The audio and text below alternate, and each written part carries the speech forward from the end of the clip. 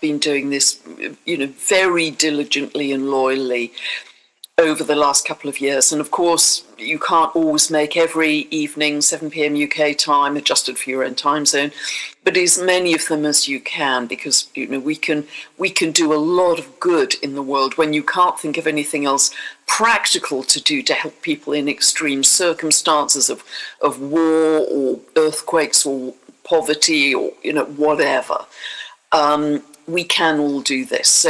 And people have been reporting about beautiful experiences they have with a lot of telepathy involved.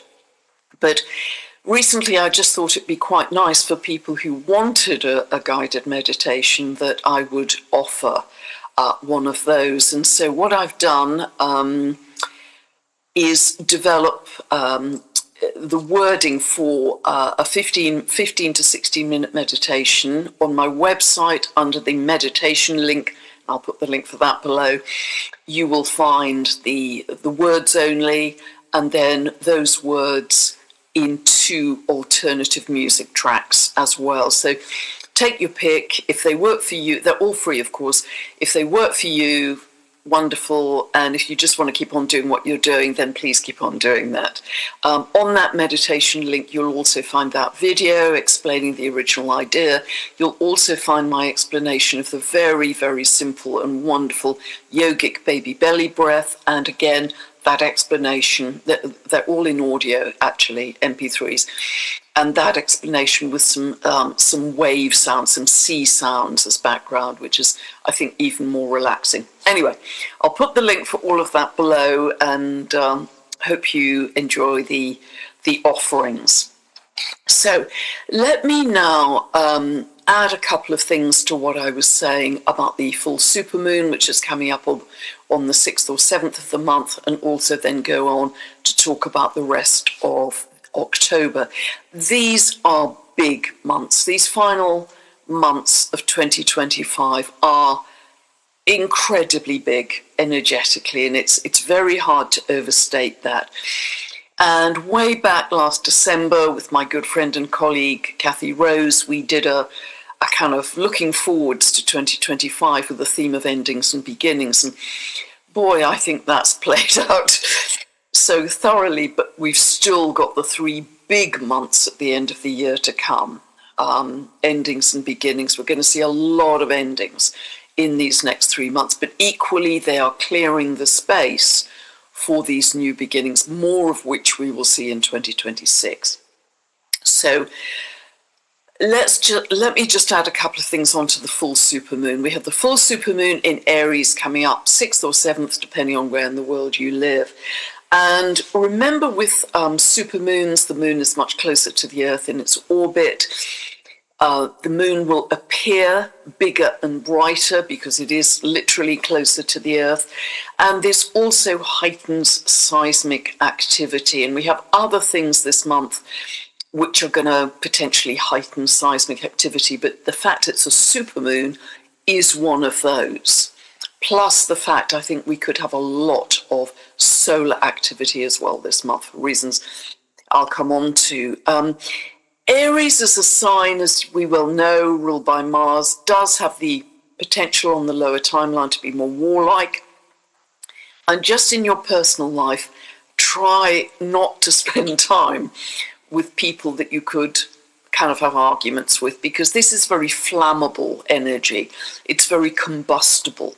You can easily get into a row with somebody with this energy, particularly because full moons are when the emotions are heightened, and supermoons are even more so. In Aries, anger, aggression, temper, being impetuous, kind of snapping back. So just be aware of that, stay in peace, and really do kind of try and stay with people who are going to reinforce your peacefulness and your calm that weekend.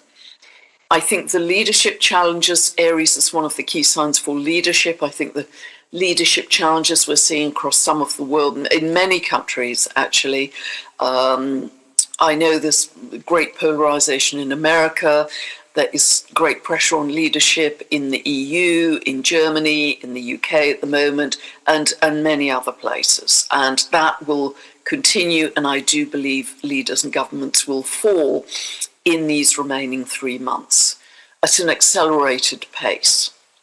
So, yes, expect that. But it's very much about sovereignty. The very positive side of Aries, as I've often talked about, is sovereignty.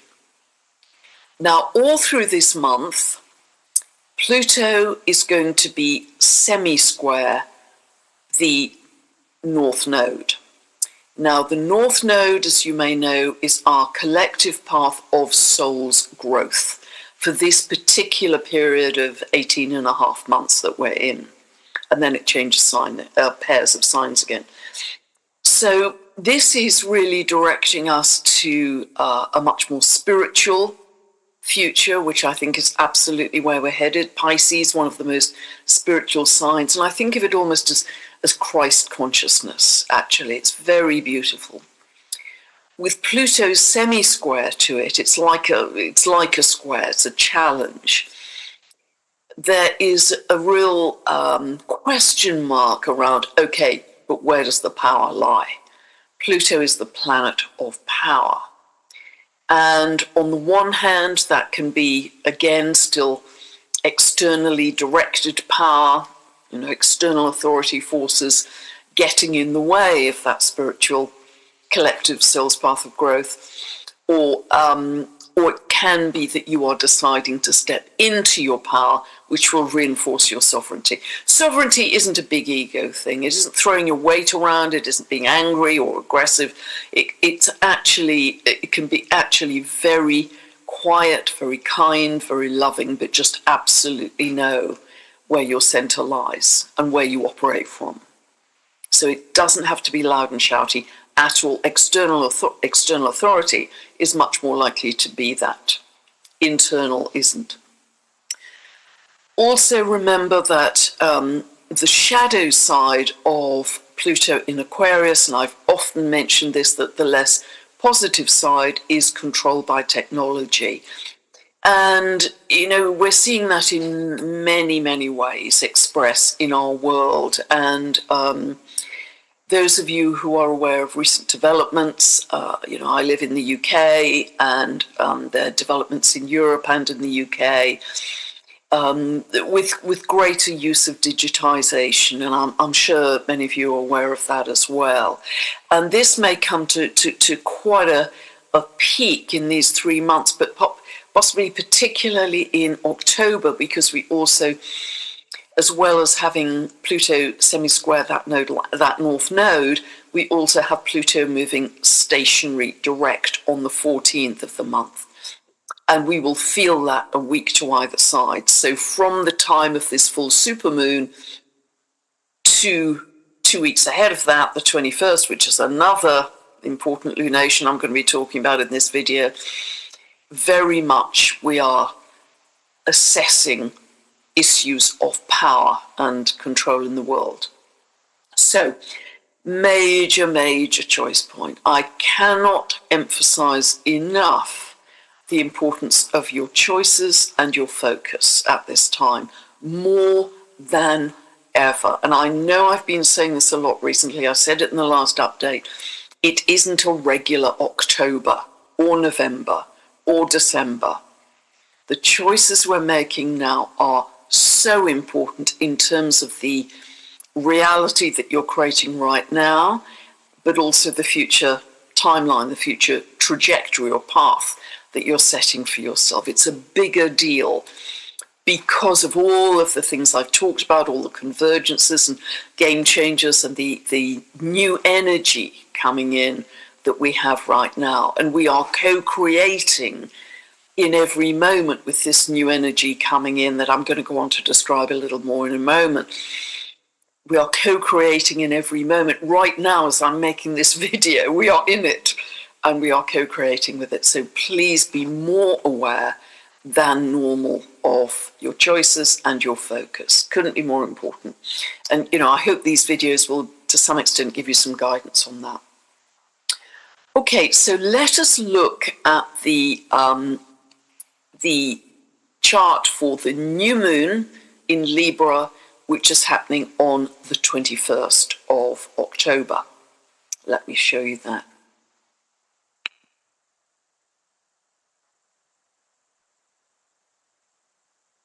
So this is happening 21st of October, as I say. It's happening on the clock in the UK at 1:25 lunchtime.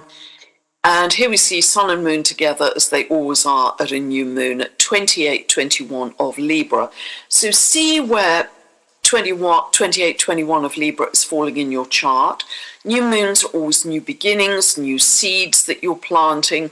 So see which house area 28:21 of Libra falls in your chart, because condition your intention. It's a perfect time to set a new intention for what you want to create in your life.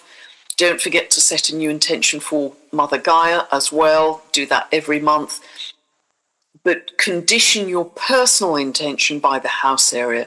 Is this related to your home, or your friendships, or your career, or your health, or where is it falling? And if you don't know what I'm talking about, you can download a free birth chart from my website. Go to the link below, get a 2-part video series that takes you from 0 to, you can watch to infinity as often as you like, for as long as you like, to explain where these points fall in your chart and what it means for you. Not a personalized birth chart reading, teaching videos. So, for sure, these last 3 months will be very strong energy and very intense. Now, Libra par excellence is the sign of relationships, and if you've experienced in recent weeks that certain relationships have fallen away, whether they've been friendships or romantic relationships or work relationships, this gives the potential for new people to come in, new relationships that are being born at this time that may have a different resonance, a different quality for you. It's also the sign, one of the 2 signs most related to the law.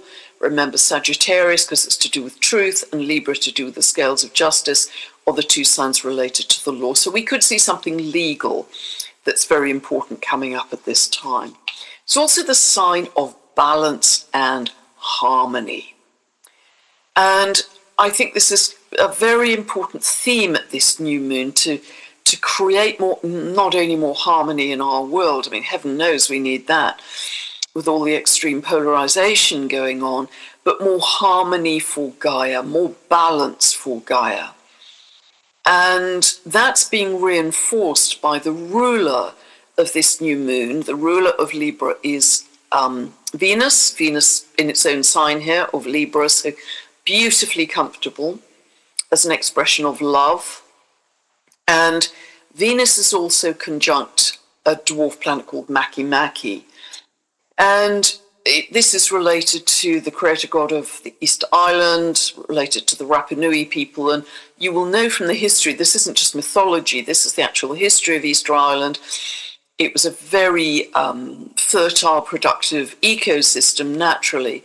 And then it was raided and pillaged by the European sailors and pirates, and they brought disease, and they chopped down the trees and ravaged Easter Island. And eventually it was down to a tiny number of residents, but they were able, partly via the rapamycin, a naturally occurring chemical in the soil, but also because of their natural understanding of the cycles of nature itself, able to regenerate back to the healthy ecosystem that it had been before, to get the island, Easter Island, back into balance. So it's very connected to the deep connection to the natural world. I mean, how many of us are just yearning to get Gaia back into health and balance and wellness? Very related in its symbolism to new beginnings, that symbol of regeneration. And it also, again, I'm referring to the work of Alan Clay here, who runs Dwarf Planet University. He talks about it as a new aspect of consciousness emerging that we are uncovering. Not that we are discovering necessarily, that we are uncovering, that it's always been there. But this is the time we're able to kind of shed the veil and uncover what was always there for us as another expression of consciousness, and I would suggest another expression of our multidimensionality. So beautiful, beautiful symbolism there. And also, of course, the new moon, sun and moon are conjunct Homea. Another very powerful symbol for New Earth at 2 of Scorpio. This is an out of sign conjunction, but it's still pretty tight at 4 degrees. And you will know the myth of Homea well, very much to do with regeneration, birthing babies from all over her body. She also, remember, because she had an instinctive understanding of the earth and understood shamanic principles, she was able to restore the land to previous fertility. She used her magic stick, the Makalai, to restore land that had been laid waste through poor agricultural practices, produce food from that impoverished land in a magical way. So she's also a very strong symbol for New Earth and this sense of regeneration. So, however, there's a big theme around power in this new moon in Libra, because the sun and moon are in an out of sign square to Pluto. You could see it more easily if Pluto was still the last couple of degrees of Capricorn, then it would be an in sign square, but nevertheless it's still a tight square, 3 degrees of orb. And this brings up, again, issues around power. So is this going to express as external power, external authority, or express as the positive meaning of Pluto in Aquarius, which is shifting power to the people? And remember that we are right in the midst of Pluto being out of bounds to the south until November 23rd, a very strong period of rebellious and revolutionary energy, which we're seeing all over the world now. Even nations who've been typically reserved or sleepy are waking up in a very significant way. So it is also here, we actually, in fact, have a cardinal grand cross here, because we have the new moon square to Jupiter, which is going to enlarge, because Jupiter's the planet of expansion, going to enlarge any issues that are legal or around, lack of balance, lack of harmony, lack of equality, and excessive power. And that sense of lack of equality is picked up because the other side of this cardinal grand cross are Chiron and Eris in Aries here. Now, I call it cardinal because even though one corner of it is Pluto, which is in a fixed sign, the other 3 corners are in cardinal signs. Libra, Cancer, Aries are all cardinal signs, so you call it a cardinal grand cross. So this is very action orientated, to make a change in the world.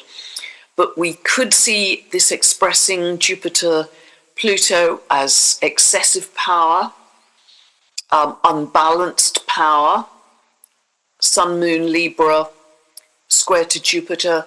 But the challenge is to step into our sovereignty. That's what all this is about, and to do it with love.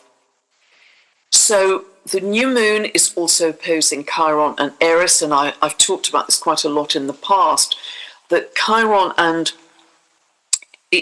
in Aries is very much about a sense of victimhood or being wounded. The 2 key words for Aries are I am, wounded in the I amness, wounded in our sense of self, our individuality, our sense of center, with Eris tightly conjuncted, our voice in the world.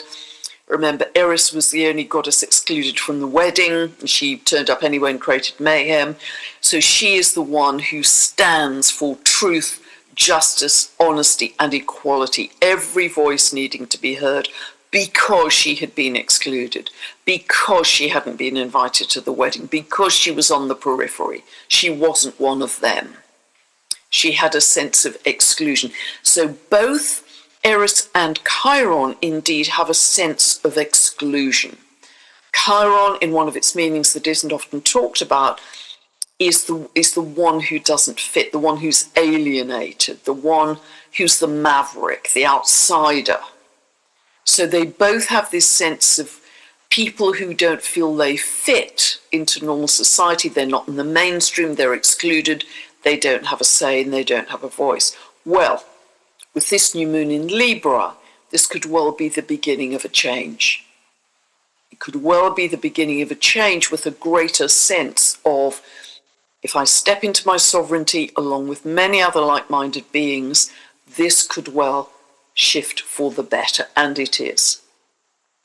So, and remember that Aries, again, is quite an angry, rebellious energy. Eris is feisty, street fighter.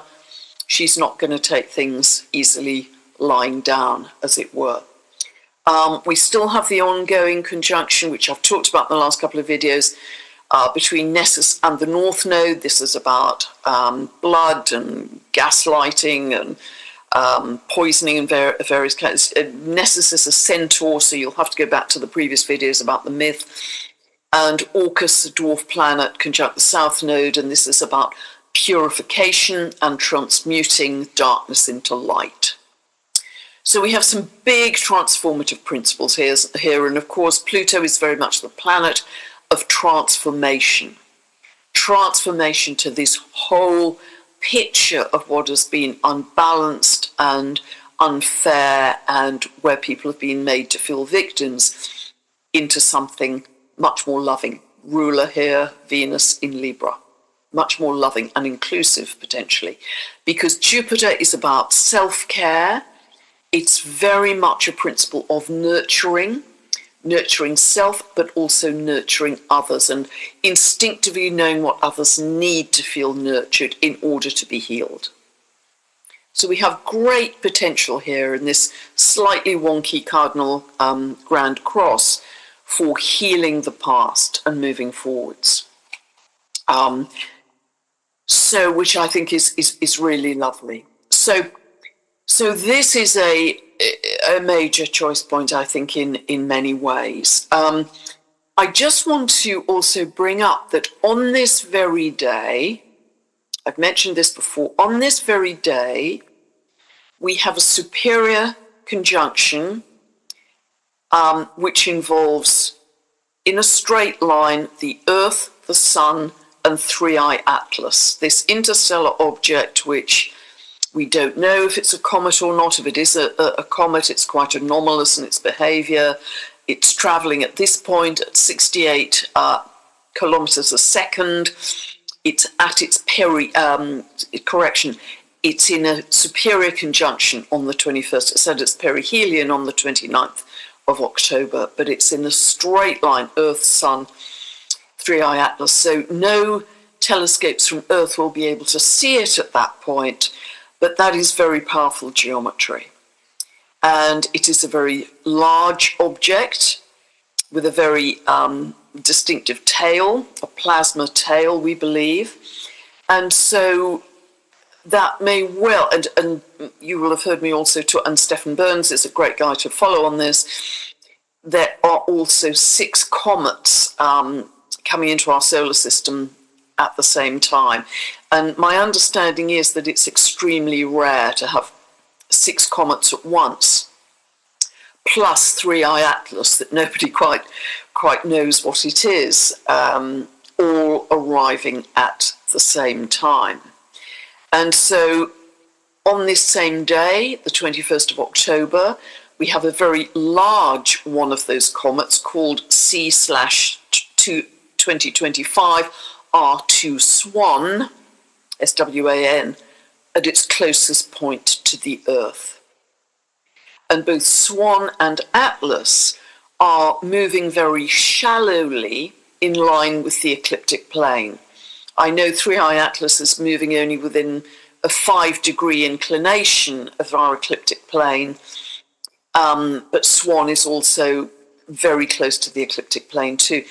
So that increases the potential influence of whatever the influence is going to be on our solar system and the Earth by these orbiting bodies. In fact, 3i Atlas doesn't orbit, it's just a one-time flyby. My personal view, which I've expressed before, my personal view is that this is of great benefit to humanity. I believe that all of these bodies are bringing in new high-level information. I believe 3i Atlas is actually potentially activating our heart chakra. I believe that they are very, very beneficial for us. But new information will be coming through all the time. 3i Atlas comes to its closest point to Mars on the 3rd of October, and astrophysicists and cosmologists are hoping they can get a better view at that point of 3i Atlas and get more information. But more and more information will be coming out all the time. But as I say, 3i Atlas will be at its perihelion on the 29th of October. It comes to its closest point to the Earth on the 19th of December, and then who knows where it goes. This is a unique happening because the previous two interstellar comets behaved much more as comets, whereas the 3i Atlas is behaving in a very unusual way. So, but I believe it's of great benefit. So that straight line Earth-Sun 3i Atlas is happening on the 21st, the day of this new moon, and R2 Swan is at its closest point to the Earth. It is likely, despite whatever benefits they may bring to us, to create electromagnetic volatility, because they're moving at speed, they're new to our, or infrequent, let's say, to our solar system, and it is likely that they can create more electromagnetic volatility, more solar activity, more seismic activity. We really don't know, but that's the potential. Okay, back to the chart. Also on this day, the 21st of October, we see here that Neptune is at 0 degrees and 1 minute of Aries. Later in the day, it is going to be literally at 0 degrees, 0 minutes of Aries, because the next day, by noon on the 22nd of October, it is already retrograded back into Pisces. So on the 21st of October, it will also be absolutely at pure potentiality of the creator degree. 0, 0, 0, 0 minutes. Pure potentiality of the creator degree. I mean, this just feels so powerful as to what we can create with. Something new and fresh with which we can create. In a really beautiful. And then it retrogrades back into Pisces and it stays at the anoretic degree, the very last degree of Pisces, all the way through until it moves back into Aries, which is going to be on the 27th of January. So it's at that anoretic degree. Now, big things can happen, as we know, in our world when planets are at the anoretic degree, the very last degree of their sign, and it could be related to all the things I've talked about that you could probably reel off yourself. The seas, the oceans, floods, tsunamis, any kind of issue around toxicity, pollution, the illusion, delusion, drugs of all kinds, altered states, the media, all of those things are potentially going to be much bigger in our world. It is also conjunct, when it moves back to 29 degrees of Pisces, a fixed star called Sheet. I don't think I've mentioned before. This is spelled S-H-E-A-T at 29 degrees of Pisces. Now, Fixed stars only move 1 degree every 72 years, so that's why they're called fixed, because they don't move very far. It's kind of for a lifetime, pretty much, they stay at the same degree. Now, the sheet doesn't have a terribly kind of jolly mythology, because it's related to misfortunes at sea and in the air, and particularly when it's linked to Neptune and or Saturn. Well, here it's linked to both of them, because actually Saturn is virtually conjunct. With fixed stars, you've got to use about a 2-degree orb, but certainly Neptune is conjunct.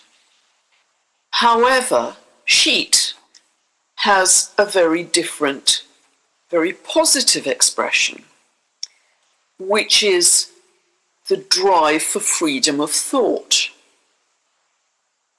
I found that incredibly interesting, because we have Uranus here, which is at 0 of Gemini, getting very close to retrograding back into Taurus, which it will do on the 8th of November.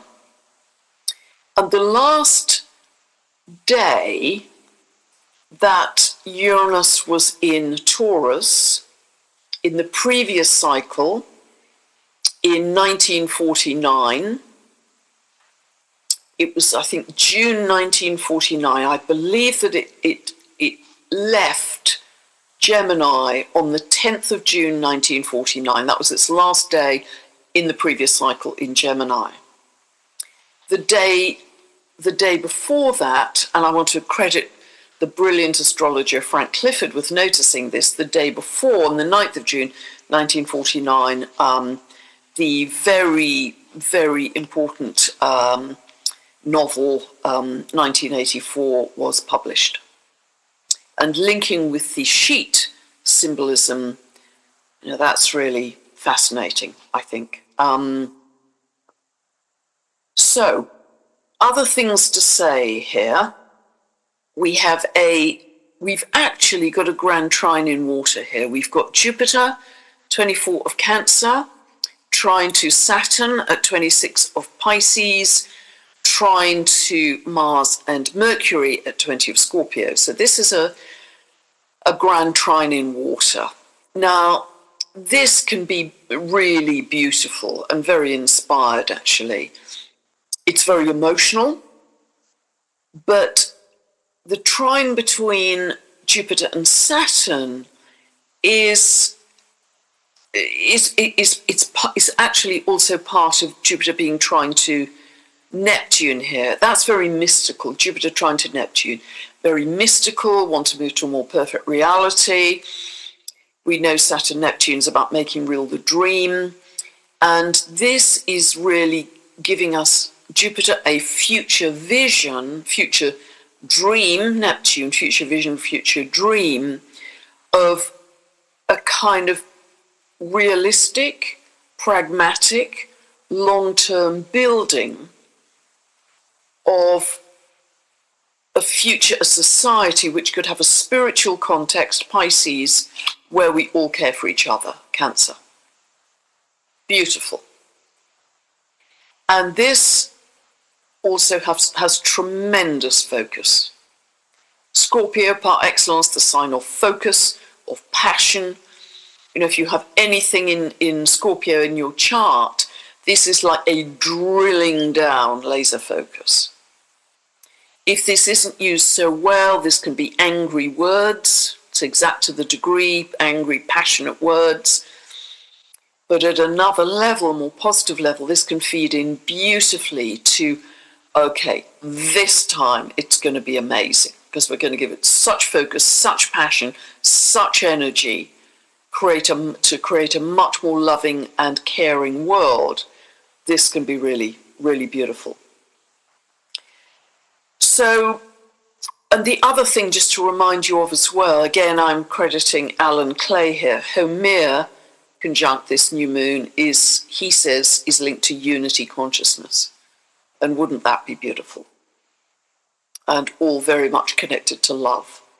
I think a higher state of love, love is a state of being, not a fluffy pink, romantic Valentine's card, love is a state of being. That's where we're headed in order to get to unity consciousness. So I'm going to stop sharing here. And, I really want to emphasize these last 3 months of the year. They have enormous potential for good. But we are going to see a lot of kind of accelerated crashing down of the old. And that will include some seismic activity, I believe, some extreme weather, that kind of thing, as Gaia goes through her rebirth too. We need to expect that, and through the meditations that we're doing, all of them, not just mine, but lots of people's, we hope to kind of calm that. We've been very lucky that a lot of the earthquakes recently, even though they've been quite large magnitude, have largely happened away from densely populated areas. And have the meditations helped that? We can't say. But they can only do good, I think, is as much as we can say. So it is going to be very strong.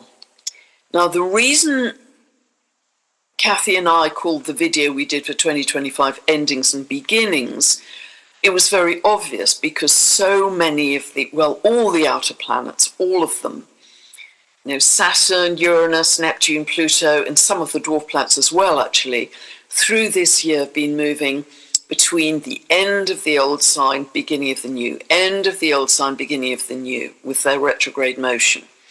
And considering they all have very different lengths of orbit, Saturn 29.5 years, Uranus 84 years, Neptune 165 years, Pluto 248 years, and the dwarf planets around about 300 years, it is remarkable mathematically that they're all changing signs very tightly within about an 18-month period.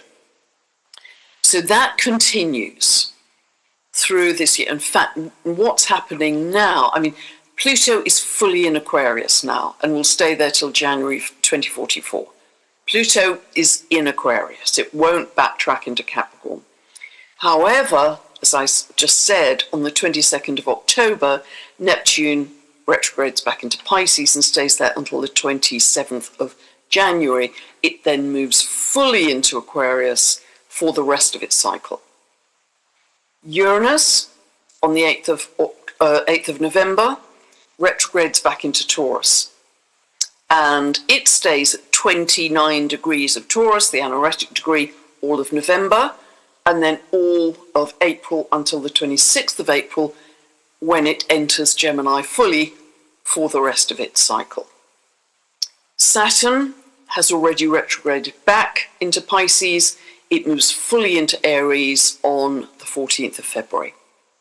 So at that point, February for Saturn and Neptune, well, it's kind of late January for Neptune, February for Saturn, Pluto's already there in its sign. Uranus is the last one to move fully, 26th of April. All of them are in their new signs and will not retrograde back into their old signs. So 2026 has a very different quality. I think we have this crescendo pivot point at the end of the year, as I've talked about at great length and with other people. And the energy for next year, particularly as we get into kind of late spring, northern hemisphere, mid-year, starts to feel different. It's moving forwards quickly. They're in fast-moving signs of fire and air, not earth and water. There's a kind of freshness, a vigor, a newness, new cycles, not moving backwards anymore.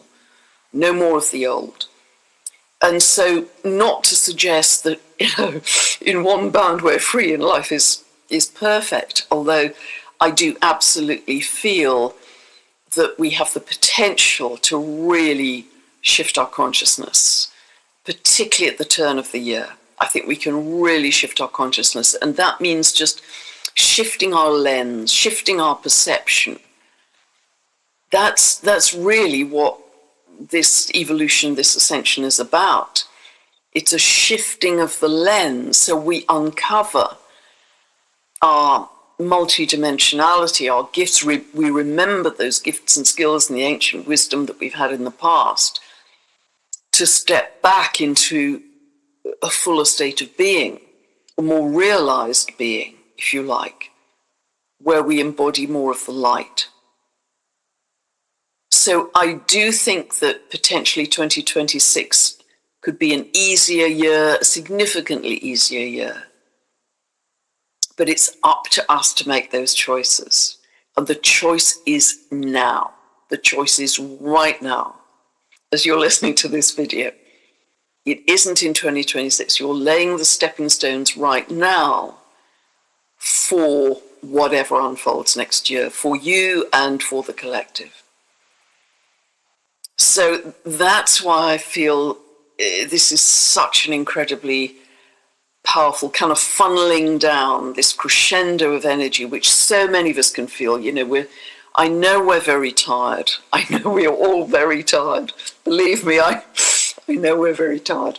But this is it. We are absolutely entering this pivotal point, I believe. I believe, looking at the astrology, looking at the conversations I have with other people, I just kind of feel it in my bones, and I know many of you do too, can do as well. And you're feeling these new abilities of telepathy and greater psychic sensitivity and tuning into the trees and the animals and greater healing ability. I know you are, because you write about it and you talk about it on social media. So feel excited about the new. Feel excited about the new, and really, feel the spiritual responsibility of whatever stepping stones we are setting down now in our choices and our focus. Those are the stepping stones for the people who come behind us. And that's why this is